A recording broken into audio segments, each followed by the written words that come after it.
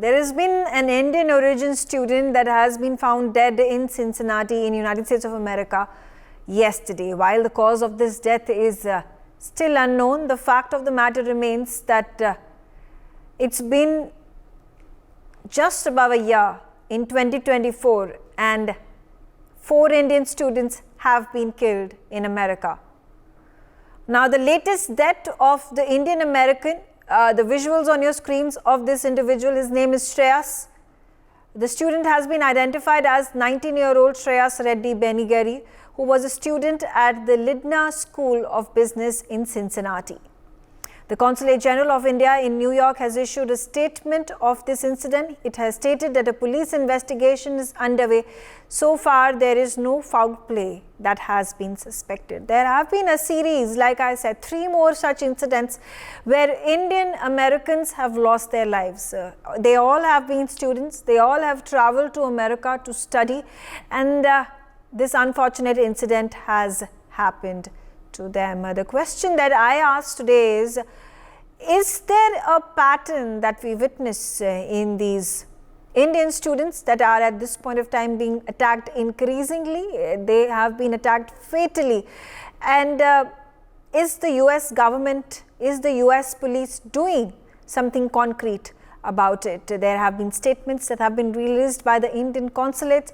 Is the Ministry of External Affairs looking into the matter sensitively? And the US State Department, how long and how many deaths of Indian students will it take for the US Department to issue a statement and make it a concern important enough to be highlighted with the Biden administration? Starting off this conversation, Ambassador Basuti Mukherjee, quickly a response from you with regards to this startling number of deaths that have been witnessed in a span of just 1 month.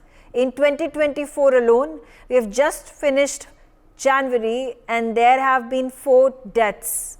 All of them are students, all of them have been attacked, and all of them have died. It is indeed a very disturbing development, and our Consulate General in New York in this particular case, I think has already asked for a police investigation, because it seems unlikely that healthy young Indians going to US to study would suddenly die of some health related issues.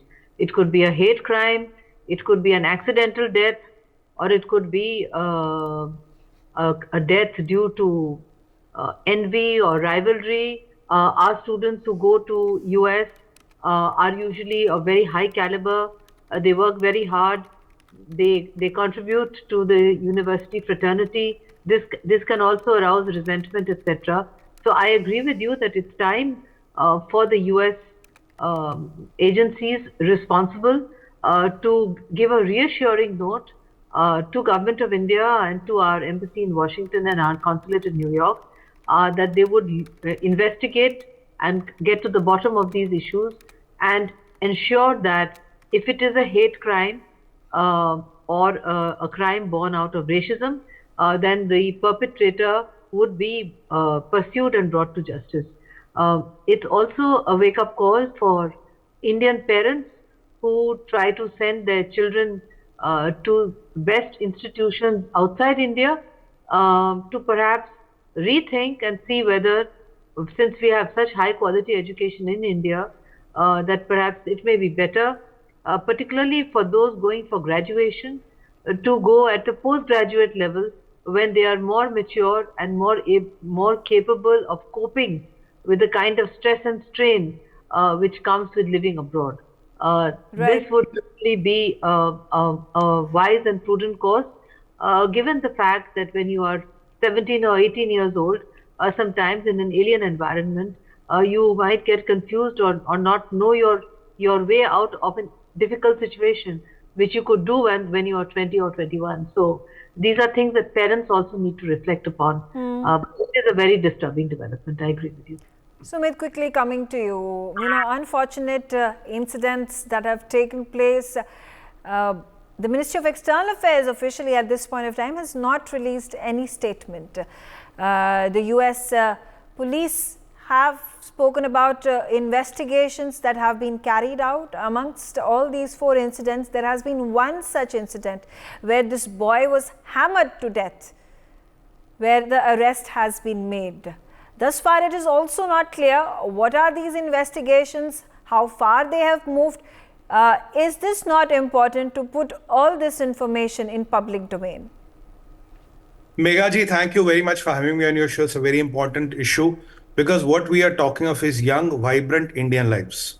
Going there for a higher education, paying a lot of money, which is few $100,000 to pay for a year. And as a country, we end up paying you a few $1 billion. It's a lot of money. Billion by any standards is a lot of money for educating our children.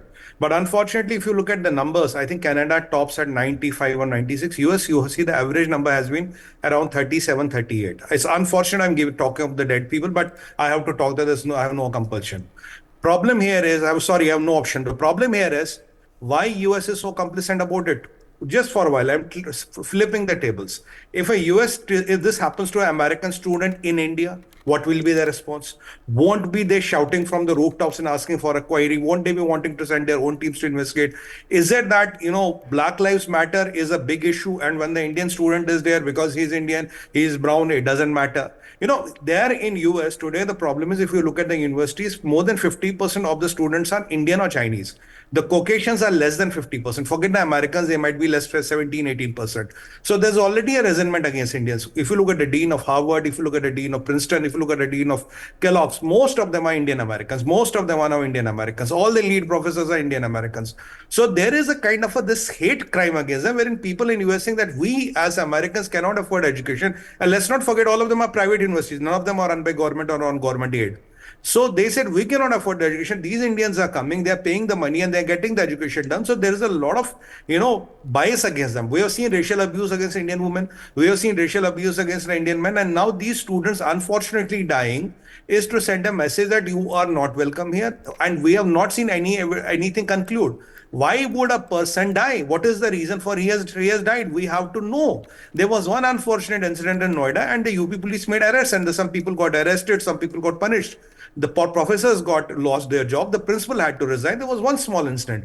But when people are falling dead in United States of America, we are always told ki appeal. There'll be no next time. We'll have a report. What happens to those reports? And this is a very important point what Basmati ma'am has raised with these geopolitical things. Is it really safe to send your kids there? If it's my kid, I won't be sending him there because I know there are a lot of risks in today's world. It is not safe at all to send. What are you aspiring there to get? All of them are opening campuses here. Prime Minister Modi has given the permission for all these people to have campuses here. So why do you want to even pay 10 times the money to go there? There's no fancy in going to US. There's no great thing you will get in US. I studied at Ivy Valley University. There's nothing great there. I mean, it's not, ki bhai sone ke pankh lag jayenge. There's nothing like that. So unless and until we come out of that fiasco that, it is...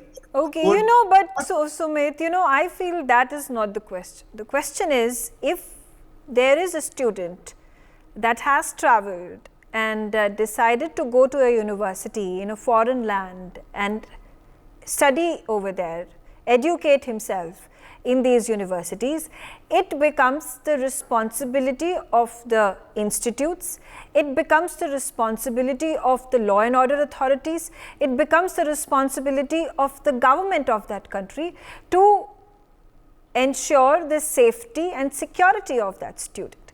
I mean to say that if there are parents who are sending their kids and there are miles apart from that, from their child, how can you blame the parents for the deaths that have happened?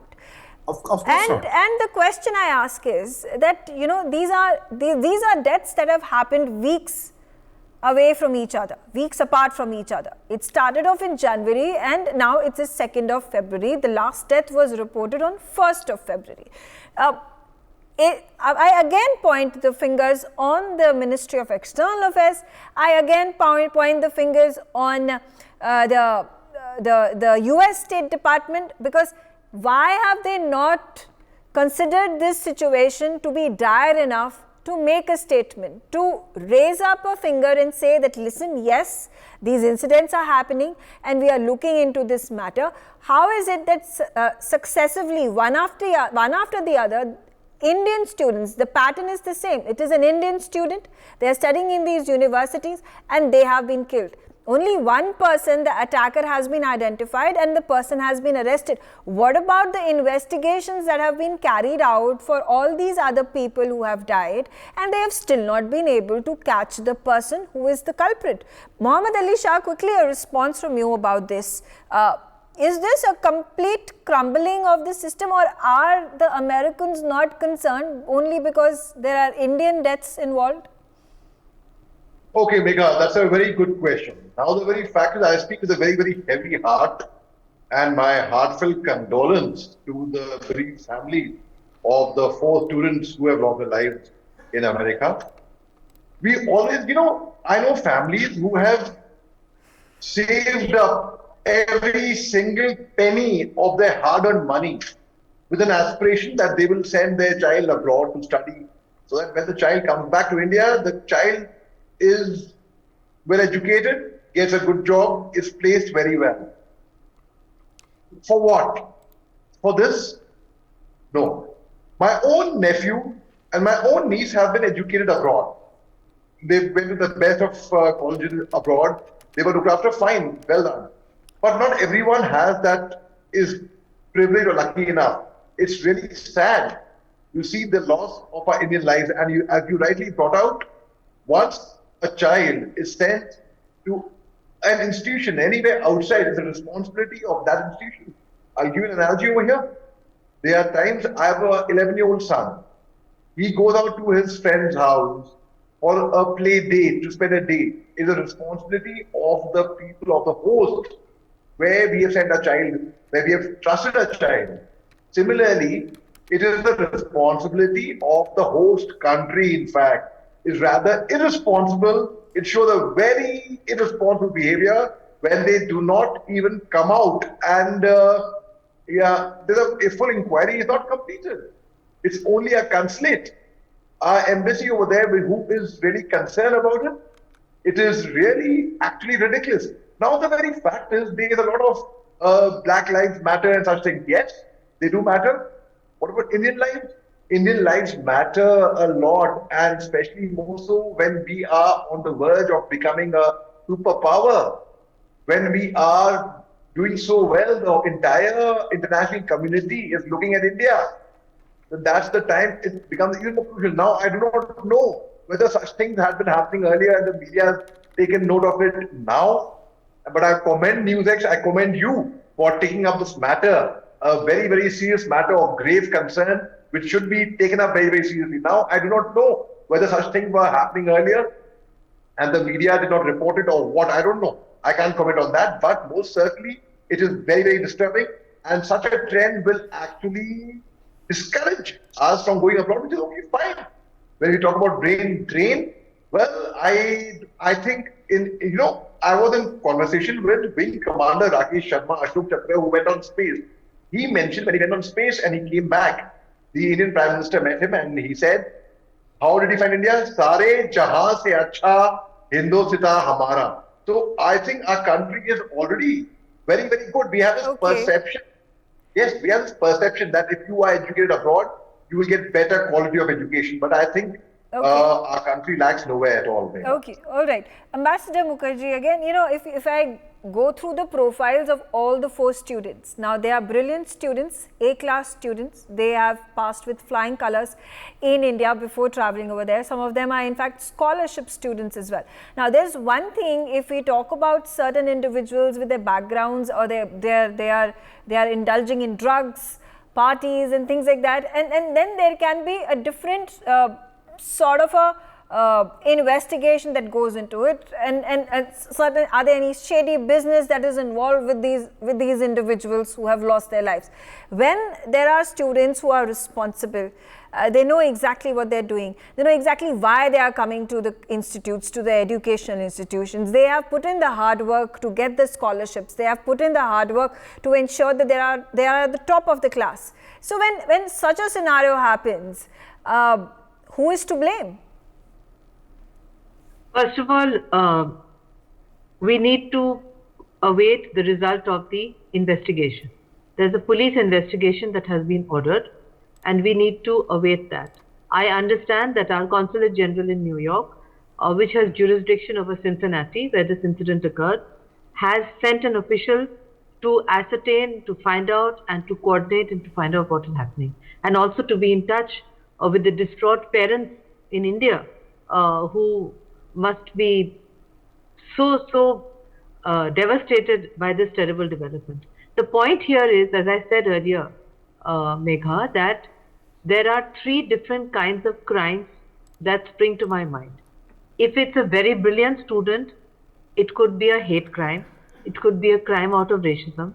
It could be a crime out of jealousy with another fellow student. It could be a crime of passion. It could be any of these. Or it could be an accident. Now, an accident apparently in this case has been ruled out. So we have to wait and see. But what is disturbing is what you said, which is that from the 1st of January to the 2nd of February, there have been too many deaths. One can put down one or two as a coincidence. It happens. It has happened in the past. That's my answer to my co-panelists. They have happened occasionally, a suicide or a murder, etc., but not in such quick succession.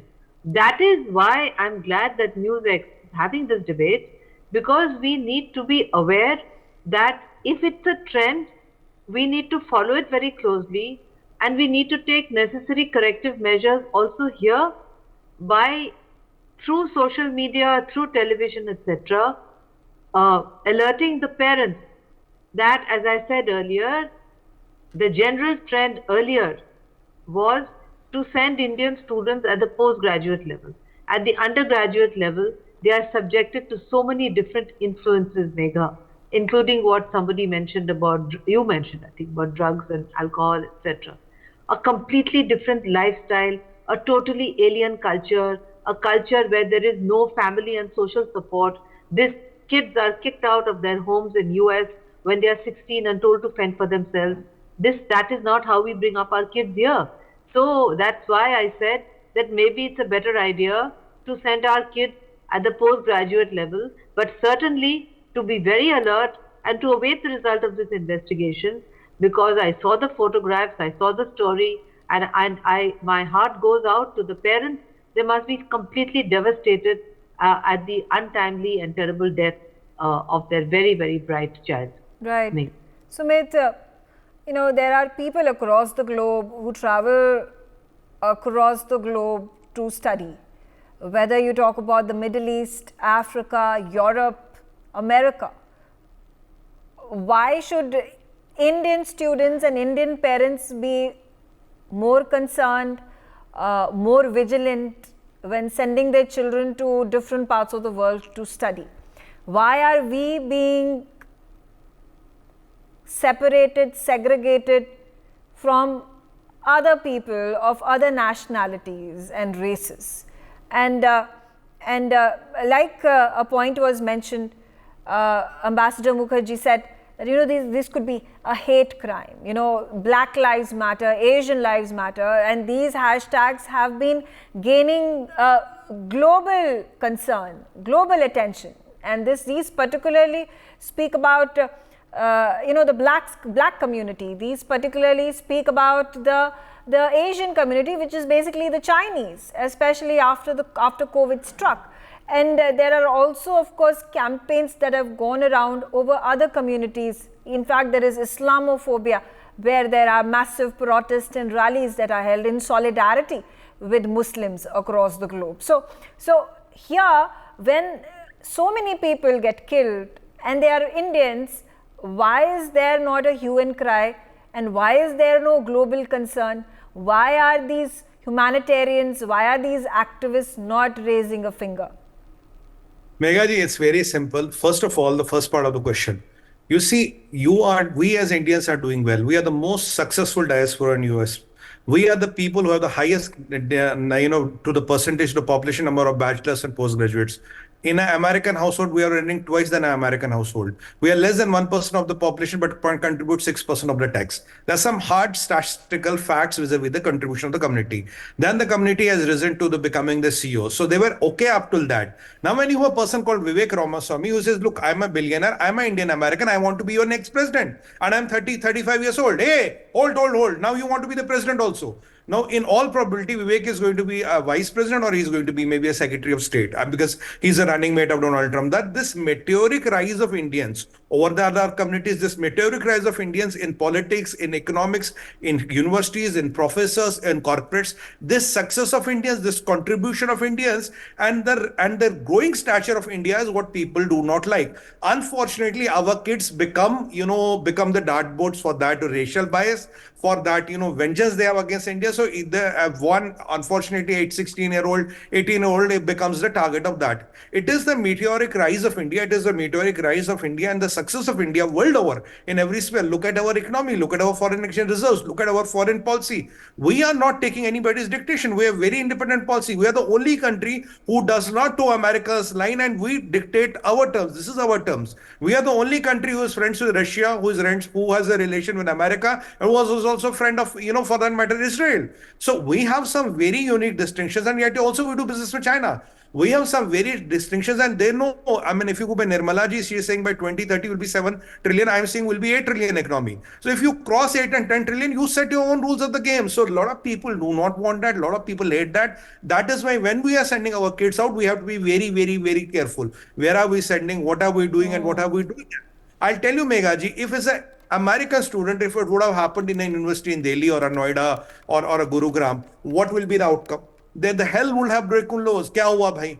The problem is they are thinking that we as Indians are used to our people getting killed and will keep quiet. Now the times have changed. We are talking about it. We are demanding explanations. MEA is active or Consulate General is active. He is demanding explanation. That is why this has hit the news. If it was an old affair, what ma'am rightly said, there were people who have died and nobody used to talk about it.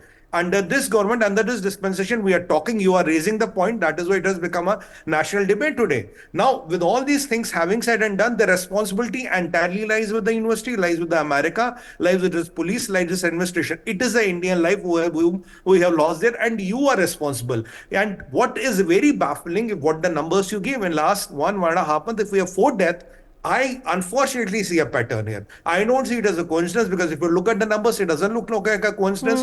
The hate crime reason is you hate Modi and you want to take a vengeance on a student. The reason is that these Indians are not fighting our war in Gulf. Yeah. So, from there towing their own line and we find a 16-year-old and kind of go and hit him.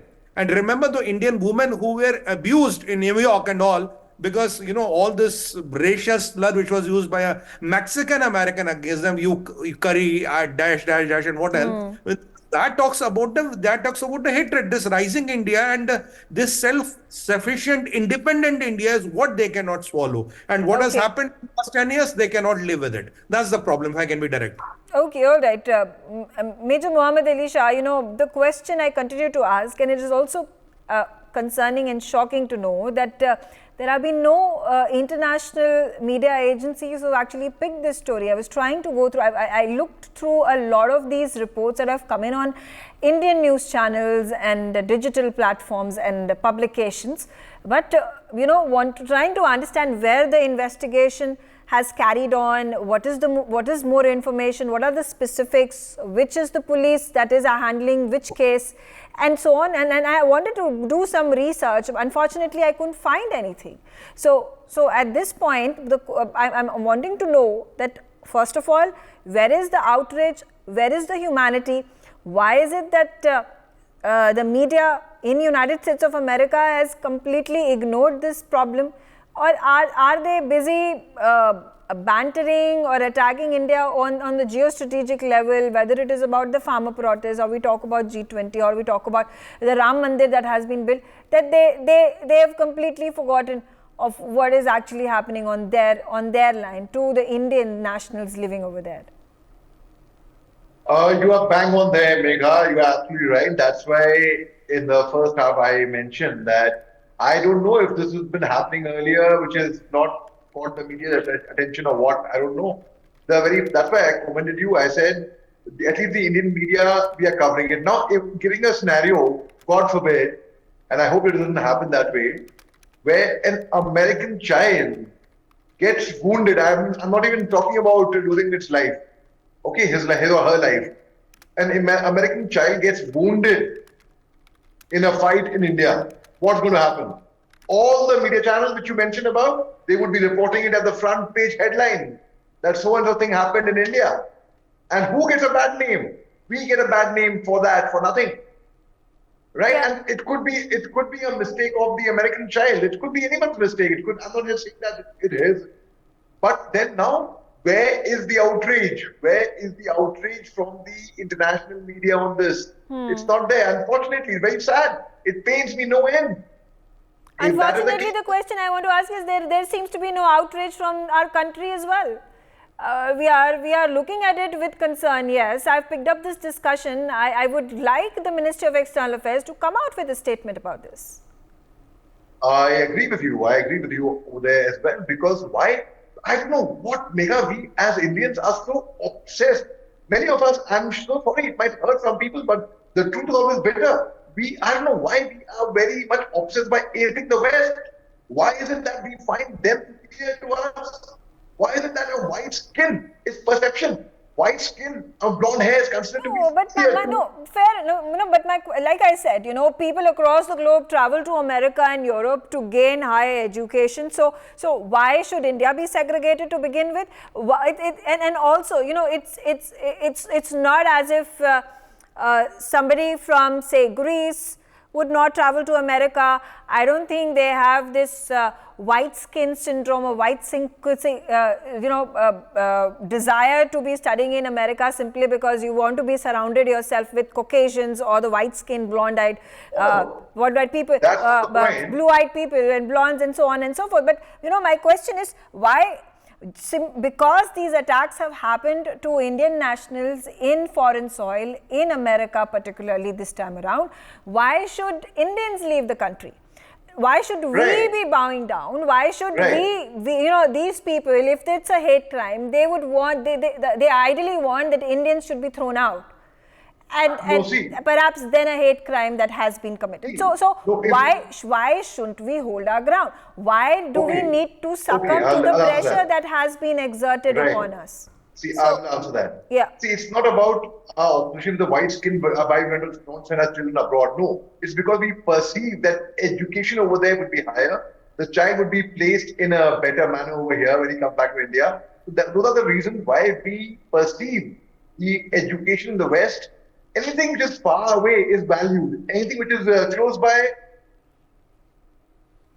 Okay. No, I still at this point of time, let's keep that point aside, our fascination to go abroad. But I'm saying, as an individual, whether you're living in America, whether you're living in India or in Africa or in China or any part of the world, and want to go yourself and educate yourself in a particular country, this time, say, if it's in America, then you should be allowed to do so, and you should be given safe environment to do so. So attack on the students that has happened is in no way justified, and this should not be looked upon as India's, this becomes a different tangent, because you have fascination for a degree from a foreign country's elite institutions, and therefore this is justifiable that this has happened to you. I don't think this is by any way justified, and it is at the end of the day an individual's choice where the person wants to study. Yes, there is this kind of messaging that goes out that Indian institutes are good, but at the same time you should be given the freedom to study, travel wherever you want to do that. So the discussion over here, the safety of Indians and the responsibility of the host country over here, America, the US State Department, to take stringent, strong action to ensure that the culprits are put behind bars, these incidents don't happen, and parents of these children are rest assured that they are safe in their country. For more such videos, subscribe to the NewsX YouTube channel, hit the bell icon.